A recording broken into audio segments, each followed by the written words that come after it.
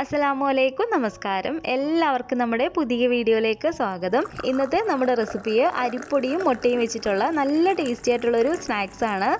മുട്ട വെച്ചിട്ടുള്ള നല്ല സ്പൈസി ആയിട്ടുള്ളൊരു സ്നാക്സ് ആണ്. അതുപോലെ തന്നെ ഒരുപാട് ഓയിലൊന്നും ഉപയോഗിക്കാതെ നമുക്ക് ചെയ്തിട്ടെടുക്കാൻ പറ്റുന്ന ഒരു റെസിപ്പിയാണ് കേട്ടോ. അപ്പോൾ നമുക്കത് എങ്ങനെയാണ് തയ്യാറാക്കുന്നതെന്നൊന്ന് നോക്കാം.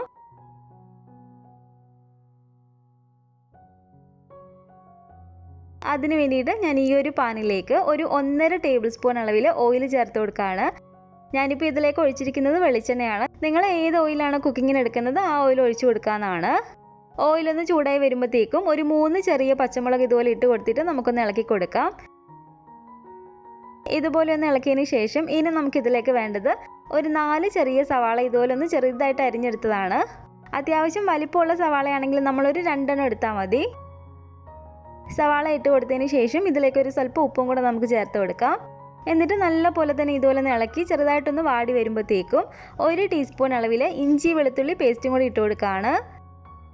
ഇതിലേക്ക് ഒരു തണ്ട് കറിവേപ്പിലയും കൂടെ നമുക്ക് ഇട്ട് കൊടുക്കാം. ഇനി ഇത് നല്ലപോലെ തന്നെ നമ്മളൊന്ന് വഴറ്റിയിട്ട് എടുക്കണം കേട്ടോ. സവാള നല്ല പോലെ തന്നെ നമുക്കൊന്ന് വഴറ്റി കിട്ടണം. അതുകൊണ്ട് നന്നായിട്ട് നമുക്ക് ഇളക്കി കൊടുക്കാം. സവാള ഏകദേശം ഇവിടെ നല്ലപോലെ തന്നെ വഴറ്റി കിട്ടിയിട്ടുണ്ട്. ഇനി നമുക്കിതിലേക്ക് ഒരു സ്വല്പം പൊടികൾ ചേർത്ത് കൊടുക്കാം. ഒരു 3/4 ടീസ്പൂൺ അളവിൽ കുരുമുളക് പൊടി ഞാൻ ഇതിലേക്ക് ഇട്ട് കൊടുക്കുകയാണ്. അതുപോലെ തന്നെ 1 ടീസ്പൂൺ അളവിൽ കാശ്മീരി മുളക് പൊടിയും കൂടി ചേർത്ത് കൊടുക്കുകയാണ്. 1/2 ടീസ്പൂൺ ഗരം മസാലയും 1/4 ടീസ്പൂൺ അളവിൽ മല്ലിപ്പൊടിയും കൂടി ഇട്ട് കൊടുത്തിട്ടുണ്ട്. 1/4 ടീസ്പൂൺ മഞ്ഞൾപ്പൊടിയും കൂടി ചേർത്ത് കൊടുത്തതിന് ശേഷം നമുക്ക് ഈ പൊടികളെല്ലാം കൂടി ചേർത്തിട്ട് നല്ല പോലെ തന്നെ ഇളക്കി കൊടുക്കാം. പൊടികളുടെ ആ ഒരു പച്ചമണമൊക്കെ മാറി വരുന്നിടം വരെ. അപ്പോൾ ഇതിലൊരു സ്വല്പം മുളക് പൊടിയുടെ കുറവുണ്ട്. അതുകൊണ്ട് ഒരു 1/2 ടീസ്പൂണും കൂടെ ഞാൻ ചേർത്ത് കൊടുത്തിട്ടുണ്ട്. അപ്പോൾ ടോട്ടൽ ഞാൻ 1.5 ടീസ്പൂൺ അളവിൽ മുളക് പൊടി ചേർത്ത് കൊടുത്തിട്ടുണ്ട്. ഉപ്പ് നോക്കിയിട്ട് കുറവുണ്ടെങ്കിൽ നമുക്കിതിലേക്ക് ആവശ്യമായിട്ടുള്ള ഉപ്പും കൂടി ഇപ്പോൾ ചേർത്ത് കൊടുക്കാം. അപ്പോൾ പൊടികളുടെ ഒരു പച്ചമണമൊക്കെ മാറി വന്നതിന് ശേഷം ഇനി നമുക്കിതിലേക്ക് വേണ്ടത് ഒരു 4 പുഴുങ്ങിയ മുട്ട ഇതുപോലെ ചെറിയതായിട്ട് കട്ട് ചെയ്തെടുത്തതാണ്. മുട്ടയുടെ ഒരു മഞ്ഞൊന്നും ഉടഞ്ഞു പോകാതെ തന്നെ ഇതുപോലെ ചെറിയതായിട്ട് കട്ട് ചെയ്തതിന് ശേഷം നമുക്കിതിലേക്ക് ഇട്ട് കൊടുക്കാം. ഒരു കൈപ്പിടി മല്ലിയില ഇതുപോലെ ചെറിയതായിട്ട് അരിഞ്ഞതും കൂടെ ഇട്ട് കൊടുക്കുകയാണ്. അതിനുശേഷം ഒരു മുട്ടയുടെ ഒരു മഞ്ഞക്കരി ഒന്നും അധികം ഉടയാതെ തന്നെ നമുക്ക് ഇതുപോലെ ചെറിയതായിട്ടൊന്ന് ഇളക്കി കൊടുക്കാം. മുട്ട അതിനകത്ത് കിടന്ന് ചൂടായിട്ട് വന്നാൽ മതി. അപ്പോൾ മുട്ടയൊക്കെ ആണെങ്കിലും ഒന്ന് ചൂടാക്കി കിട്ടിയിട്ടുണ്ട്. നമ്മുടെ ഫില്ലിംഗ് ഇവിടെ റെഡി ആയിട്ടുണ്ട് കേട്ടോ. നമുക്കിനി ഫ്ലെയിം അങ്ങ് ഓഫ് ചെയ്ത് കൊടുത്തേക്കാം. ഇനി നമുക്കിതിലേക്ക് വേണ്ടത് 1 കപ്പ് അളവിൽ ചിരകിയ തേങ്ങയാണ്. ഏകദേശം ഒരു അരമുറി തേങ്ങ ഉണ്ട് ഇത്. 1 കപ്പ് തേങ്ങ ഞാൻ മിക്സിയുടെ ചെറിയ ജാറിലേക്ക് ഇട്ട് കൊടുത്തിട്ടുണ്ട്.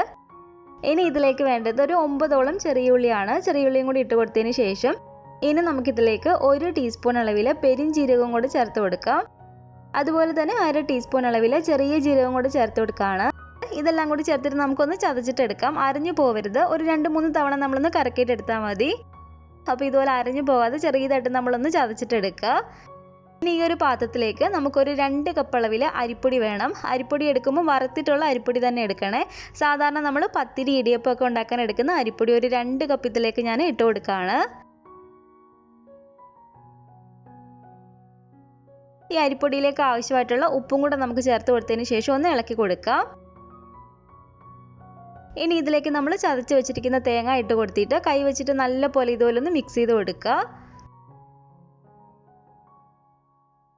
നന്നായിട്ടൊന്ന് മിക്സ് ചെയ്തതിന് ശേഷം ഇനി നമ്മളിത് ഇടിയപ്പത്തിനൊക്കെ വാട്ടിക്കുഴയ്ക്കുന്ന പോലെ തന്നെ നല്ല തിളച്ച് കിടക്കുന്ന വെള്ളം ഒഴിച്ചു കൊടുത്തിട്ട് നമുക്കിതൊന്ന് വാട്ടിക്കുഴച്ചിട്ട് എടുക്കണം.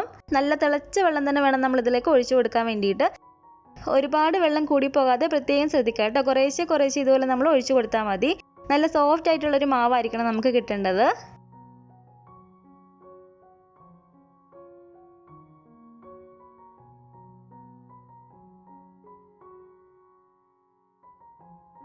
അപ്പോൾ മാവ് കുറേശ്ശെ നല്ല തിളച്ച വെള്ളം ഒഴിച്ചു കൊടുത്തിട്ട് നല്ല പോലെ തന്നെ ഞാനൊന്ന് കുഴച്ചെടുത്തിട്ടുണ്ട്. ഇനി നമുക്കിതൊരു 2-3 മിനിറ്റ് മൂടി വെച്ചൊന്ന് അടച്ചു വെച്ച് കൊടുക്കാം. ചെറുതായിട്ട് ആ ഒരു മാവിരുന്ന് വേകാനും പിന്നെ ആ ഒരു മാവിൻ്റെ ചൂട് ചെറിയതായിട്ടൊന്ന് കുറയാൻ വേണ്ടിയിട്ടും. ഒരു 2-3 മിനിറ്റ് നമ്മളിതുപോലെ വെച്ചതിന് ശേഷം ചൂട് ചെറുതായിട്ടൊന്ന് കുറഞ്ഞിട്ടുണ്ട്. ചെറു ചൂടോട് കൂടിയിട്ട് തന്നെ വേണം നമ്മളിത് കുഴച്ചിട്ടെടുക്കാൻ വേണ്ടിയിട്ട്. കൈ വെച്ചിട്ട് ഇനി നമുക്ക് നല്ല പോലെ തന്നെ ഇതൊന്ന് കുഴച്ചെടുക്കാം.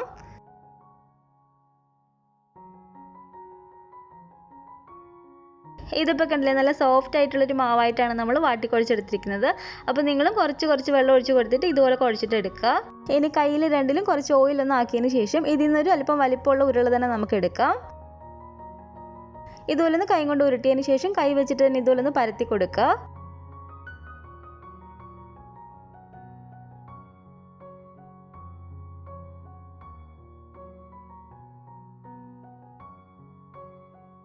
ഇനി ഇതിൻ്റെ സെൻറ്ററിലായിട്ട് 1-2 ടേബിൾ സ്പൂൺ ഫില്ലിങ് നമുക്ക് വെച്ച് കൊടുക്കാം.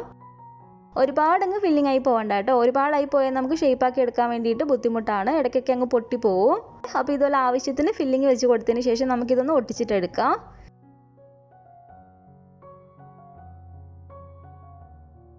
ഇതിന് നമുക്ക് ഇഷ്ടമുള്ള ഷേപ്പിലാക്കിയിട്ട് എടുക്കാവുന്നതാണ്.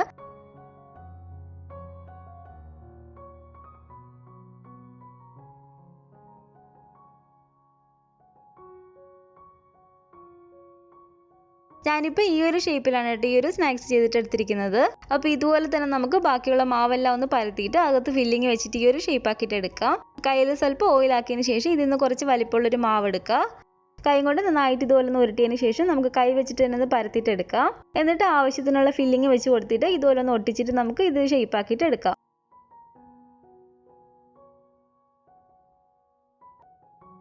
അപ്പോൾ ഈ ഒരു മാവെല്ലാം പരത്തി ഞാൻ ആ ഒരു ഫില്ലിങ് വെച്ച് ഈ ഒരു ഷേപ്പാക്കി ഇവിടെ എടുത്തിട്ടുണ്ട്. ഇതിന് നമുക്ക് ആവിയിലൊന്ന് വേവിച്ചിട്ടെടുക്കണം. സ്റ്റീമറിൽ വെച്ചിട്ട് വേവിക്കുക, അല്ലെങ്കിൽ ഇതുപോലെ ഇഡ്ഡലി പാത്രത്തിൽ വെച്ചിട്ട് വേവിച്ചാലും മതി. ഇഡ്ഡലി പാത്രത്തിൽ ഞാൻ ആവശ്യത്തിന് വെള്ളം ഒഴിച്ചു കൊടുത്തിട്ടുണ്ട്. ഇതിലേക്ക് നമുക്ക് ഇഡ്ഡലി തട്ട് വെച്ച് കൊടുത്തിട്ട് കുറച്ച് ഓയിൽ ഇതിലേക്ക് ഒഴിച്ചു കൊടുക്കാം. നല്ലപോലെ അതിന് ഓയിലൊന്ന് ആക്കിയതിന് ശേഷം നല്ലപോലെ ഒന്ന് ആവി വന്നതിന് ശേഷം നമുക്കിത് ഓരോന്ന് ഇതിലേക്ക് വെച്ച് കൊടുക്കാം. എന്നിട്ട് ഈ മൂടി വെച്ച് അടച്ചു കൊടുത്തിട്ട് ഒരു മീഡിയം ഫ്ലെയിമിൽ ഇട്ടിട്ട് ഒരു 20-25 മിനിറ്റൊക്കെ ആകുമ്പോഴത്തേക്കും തന്നെ നമുക്കിത് വെന്ത് കിട്ടും. ഈ ഒരു പാത്രത്തിലേക്ക് ഒരു 5 ടീസ്പൂൺ അളവിൽ കാശ്മീരി മുളക് പൊടി ഞാൻ ഇട്ട് കൊടുക്കുകയാണ്. കാശ്മീരി മുളക് പൊടി ആയതുകൊണ്ട് തന്നെ അധികം എരിവില്ല, നല്ലൊരു കളറും കൂടെ കിട്ടും. 1/2 ടീസ്പൂൺ അളവിൽ ഗരം മസാലയും 1/4 ടീസ്പൂൺ മഞ്ഞൾപ്പൊടിയും ഇതിലേക്ക് ആവശ്യമായിട്ടുള്ള ഉപ്പും കൂടെ നമുക്ക് ചേർത്ത് കൊടുക്കാം. ഇനി ഇതിലേക്ക് ഒരു കൈപ്പിടി മല്ലിയില ഇതുപോലെ ചെറുതായിട്ട് ഇട്ട് കൊടുത്തതിന് ശേഷം നമുക്ക് നന്നായിട്ട് ഇളക്കി കൊടുക്കാം. കുറച്ച് വെള്ളം ഇതുപോലെ ഒഴിച്ചു കൊടുത്തിട്ട് നമുക്കിതൊന്ന് മിക്സ് ചെയ്തിട്ടെടുക്കാം. ചെറിയൊരു കട്ടിയിൽ തന്നെ, എന്നാൽ അത്യാവശ്യം ലൂസായിട്ടിരിക്കുന്ന രീതിയിൽ തന്നെ നമുക്കിതൊന്ന് മിക്സ് ചെയ്തിട്ടെടുക്കാം. അപ്പോൾ ഇതാണ് കേട്ടോ പരുവം. ഈ ഒരു പരുവത്തിനൊന്ന് മിക്സ് ചെയ്തിട്ടെടുക്കുക. അപ്പോൾ ഇതിപ്പോൾ ഇവിടെ ഒരു 20 മിനിറ്റ് ഒക്കെ കഴിഞ്ഞപ്പോഴത്തേക്കും തന്നെ നല്ല പോലെ തന്നെ നമുക്കൊന്ന് വെന്ത് കിട്ടിയിട്ടുണ്ട്. ഇനി ഫ്ലെയിം അങ്ങ് ഓഫ് ചെയ്ത് കൊടുത്തിട്ട് ഇത് വേറൊരു പാത്രത്തിലേക്ക് മാറ്റാം. ഇനി ഈ ഒരു പാനിലേക്ക് കുറച്ച് ഓയിൽ നമുക്ക് ഇതുപോലെ ഒഴിച്ചു കൊടുക്കാം. ഒരുപാട് ഓയിലൊന്നും വേണ്ട. ഇതിന് ഓരോന്നും എടുത്തിട്ട് നമ്മൾ മിക്സ് ചെയ്ത് വെച്ചിരിക്കുന്ന ഇതിൽ നല്ല പോലെ തന്നെ ഒന്ന് മുക്കിയിട്ടെടുക്കുക. നല്ല പോലെ ആ ഒരു മിക്സ് എല്ലായിടത്തും ആവുന്ന രീതിയിൽ നന്നായിട്ടൊന്ന് മുക്കിയെടുത്തതിന് ശേഷം നമുക്കിത് ഓയിലേക്ക് വെച്ച് കൊടുക്കാം. അപ്പോൾ ഇതുപോലെ ഓരോന്ന് മുക്കിയതിന് ശേഷം നമുക്ക് ഈ ഓയിലേക്ക് വെച്ച് കൊടുക്കാം.